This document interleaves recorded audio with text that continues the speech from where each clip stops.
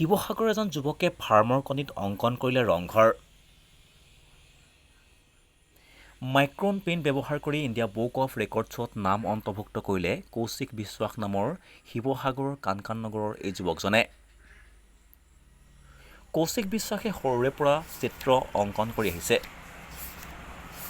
যোৱা 21 এপ্ৰিলত যুৱকজনে এই ৰেকৰ্ডছ গঢ়াৰ মানস কৰি প্ৰেৰণ কৰিছিল তেওঁৰ ভিডিঅ'। আৰু 27 এপ্ৰিলৰ নিশা এই ভিডিঅ'ৰ ফলাফল অহাত তেওঁৰ নাম অন্তৰ্ভুক্ত হ'ল ইণ্ডিয়া বুক অফ ৰেকৰ্ডছত।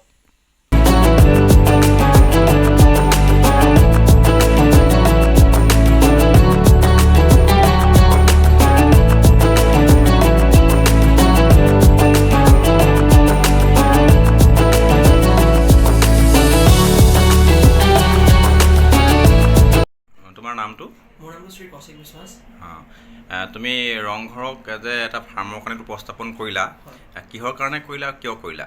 মই বিহুৰ দিনাখন ভাবিছিলোঁ ৰংঘৰটো বনাওঁ বুলি।